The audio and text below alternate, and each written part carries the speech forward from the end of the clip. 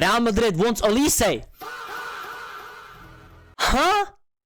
The reports have just came out that Real Madrid are preparing an astronomical offer for Michael Olise from Bayern, of course, because Florentino Perez is once again looking to make another Galactico signing. And when I saw this, I genuinely couldn't believe my eyes. I cannot believe this. This is going to be a quick one because I just want to look at this signing, what it's going to bring to Madrid, how would the signing actually look like in terms of the financial situation, because there are a lot of reports saying a lot of different sums and a lot of different wage structures for this guy. Now, first of all, let's begin with this, okay? Is it 100% true? I don't know. I'm just going to look at it from the point of view that this is a crazy rumor, and if we got him, I would be absolutely over the moon. And I think every Real Madrid fan would look at Michael Olise as one of the best signings Real Madrid could make in this day and age. He is exactly what we need. A right-sided player, right winger, that can play with his left foot. He is left-footed. That's all I need. That's all I need from a right winger in the Big 26. Because Real Madrid are preparing a 160 million move for Michael Olise this summer. The club president, of course, Florentino Perez, is a big admirer of the French star. Bro, him and French boys, we gotta check it out, bro. Hey, somebody check Florentino's hard drives. Yeah, chill out, bro. Is a big admirer of the French star and wants him after the season. Now, Michael Olise, what he's been doing in the last 2 seasons for Bayern, because let me get this straight, yeah?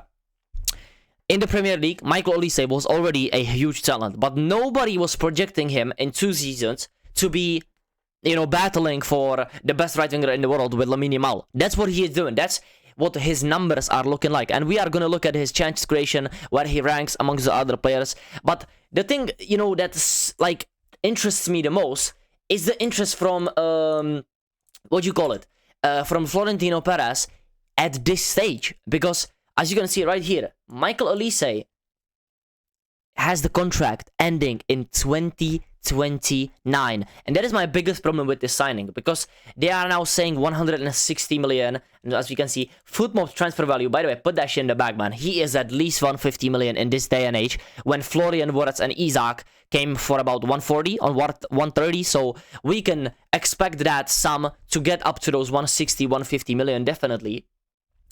But what would his contract look like? What would the negotiations be like? Because let's be honest, Bayern is the club that is right now being projected as the top one or the second biggest chance club, or has the biggest second or the biggest chance to win the UCL. Let's be honest, even though their bracket side is much tougher than Arsenal's, people are still saying that Bayern is playing the best football right now. And in the first leg, let's be honest, guys, they proved us even more right against Atalanta, smoking them 6-1. And as we can see in the Bundesliga, they are, of course, first. And I just want to check by how many points. Oh my goodness, by 9 points. And the league is once again basically done. So this is going to be another league for Michael Olise. And he might be a UCL winner after this season. We will never know that. But I'm just saying, the negotiations and the strategy in this, I think, is to mess up Olise's head. Is to mess with Bayern's head. Maybe it's the mental game, you know. Florentino Perez is starting to play the mental game, because we are starting to play them the next round in the UCL if we get past City and if they get past Atalanta, which I think both clubs will get into the quarterfinal. But maybe it's just mind games, you know. Maybe it's just mind games, because why are these rumors just coming out before we play City, before they play Atalanta, and in the next, you know, few weeks we would play the quarterfinal? I don't know. It's a bit suspicious, but Michael Olise, of course, the contract ending in 2029, the money would be crazy for this. And I don't know if I want to commit to that type of, you know, sum when we have so many problems in the team. We have so many injury-prone players in the midfield and also the defense. So do we need to be looking at Olise this summer? Or is it better to wait till next summer? Or is he going to be too much of a big player? And is Bayern going to dominate if they keep him? That's the, you know, that's in football, timing might be the most important part in signings. Because if Michael Olise stays right now and they don't win the Champions League and we don't buy him, it might be the worst decision we could have ever made. Now, this of course depends on the World Cup as well, because Michael Olise in my opinion, is like 99% starting on that right wing. I think it's gonna be Dembele, Kylian Mbappe, and Michael Olise. That's, I think, will be the front three. Maybe even Ekitike somewhere around there, with Olise rotating with Dembele. But he has a huge part to play in that World Cup. And if you just look at his stats so far in the season, 24 matches, 20 started, 17 assists, and 10 goals. That's 24 matches and 27 GA, which is kind of crazy. And 4 of those games were off the bench. He has 1,800 minutes, which you might think is like crazy minutes, but we have to be honest, most of these minutes are in the bigger games, in flipping UCL, because Bundesliga has like, what, 20-something games? 34 games, sorry. So he has played less league games and more UCL games. That's in his, 20 started, and that's where he shines. When I watch him in the Bundesliga, he seems to be good, and he pops up with goals and assists, but when you see him in the UCL, he's just crazy on the ball. And when you catch him on a good day in Bundesliga against a bad team, oh my god. Leipzig, that's not even a bad team. 1 goal, 3 assists. And these are the type of games. Freiburg, 2 goals, 3 assists. These are the type of games that gets Olise into those conversations, because he can absolutely change the game by himself. He can do 2 players, he can do 1 player, he can do 3 players, go past his man, make the final pass, he can do everything. His ability on the ball is second to none. And now we are going to look at the biggest, I think, advantage he has over everybody in these Galactico signings in Florentino Perez's mind, besides that he's actually a left-footed right winger, which is like literally what we need. We have been, putting up with Rodrigo, putting up with the gimmick of left wing, and he wants to leave, he will stay now, and Rodrigo has an ACL. Franco Mastantuono keeps, getting injured, or he just doesn't look ready for this Real Madrid team. Maybe he needs a loan, but when you look at all of these stats, it just alludes to this. 99 percentile chances created, 99% touches, 97% shot attempts, which Real Madrid struggles with crazy-wise, yeah, because our right wingers usually create chances and they don't score. The past, when Bale left this club, we didn't have a great goal scorer in the league, because Rodrigo in the Champions League, that's a different story, big games, of course, but he's not a consistent scorer, he doesn't consistently put up numbers, which is, I think, his biggest problem, because Rodrigo just goes missing for like 3 months, and that's his biggest problem. But like, he is such a good player in the attack.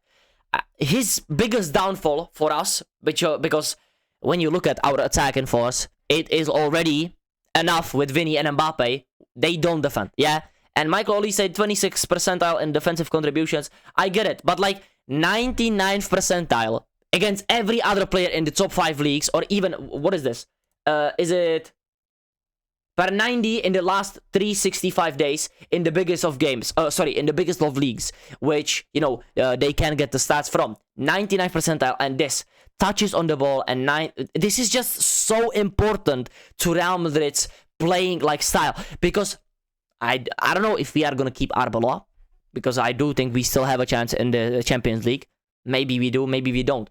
But Olise is a player that every manager wants, because when you give him the ball, he makes something happen, and that's what we don't have at this club. Because Rodrigo can pop up with a goal, but is Rodrigo gonna make something happen? Is he by himself? By the way, that's what I'm saying. And my biggest problem with Rodrigo is actually, he doesn't really play right wing, and he is not a left-footed right winger. I just want a typical right winger that's gonna bang, cut in, bang, finish, or he's gonna cut in and go to his right and then put in the cross or the pass, which Olise doesn't struggle with, as we can see here.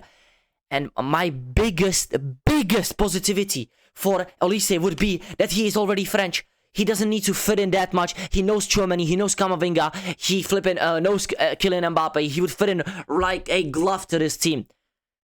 The wage and the money will be crazy. It will be crazy, unfortunately. And I don't think that Olise is too keen on leaving this summer. When we have the World Cup and Bayern is in this state, when they look in their best form in the last 5 years since they won the Champions League in 2020. But do I think Michael Olise would be a fantastic signing? Yes.